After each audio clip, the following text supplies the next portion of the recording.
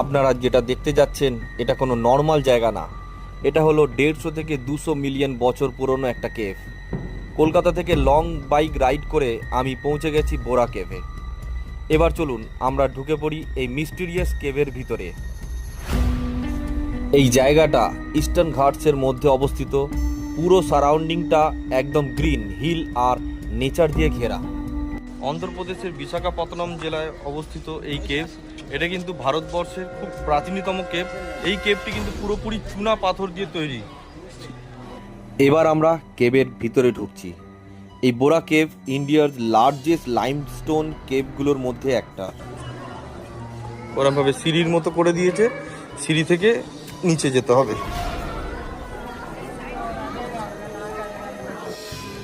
এই রক ফরমেশনগুলো দেখতে পাচ্ছেন, এগুলো হলো চুনা পাথর দিয়ে তৈরি।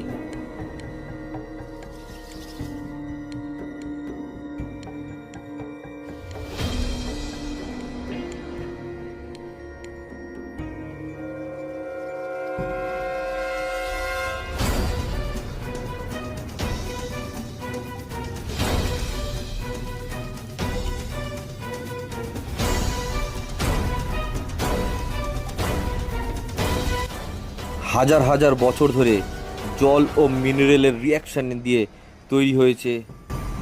নেচারের খেলাটা সত্যি আনবিলিভেবল।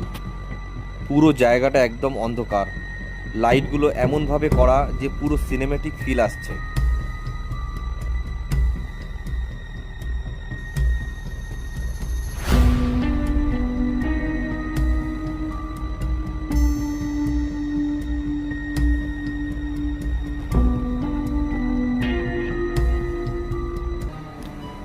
কিছু রক ফরমেশনগুলো এমনভাবে দেখতে লাগছে যেন শিবলিঙ্গের মতো, তাই অনেক লোক এটাকে রিলিজিয়াস প্লেস হিসাবেও গণ্য করে। আর একটা ইন্টারেস্টিং স্টোরি আছে এই কেভের। বলা হয় নাকি এই কেভটা ডিসকভার হয়েছিল একটা গরু হারিয়ে যাওয়াকে নিয়ে কেন্দ্র করে।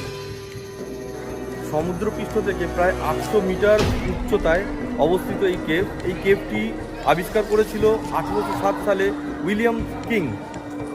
ট্যুরিস্টদের দেখার জন্য ভেতরে অনেক আলো দেওয়া হয়েছে, যাতে, কারণ কেভের ভেতরটা তো অন্ধকার থাকে গুহার ভেতরে, তো গুহার ভেতরে আলো দিয়ে দিয়েছে যাতে আমাদের মতো সাধারণ ট্যুরিস্টরা এসে এখানে খুব ভালোভাবে এই প্রাচীনতম কেভটা দেখতে পারে।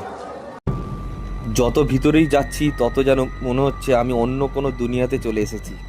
আমার মোটো ব্লগিং জীবনে এই রকম অদ্ভুত জায়গা আমি খুব কমই দেখেছি। তোমরা কি জানো এই গুহার ভেতরে বাদুড়ও থাকে? মাঝে মাঝে বেশ রহস্যময় একটা অনুভূতি।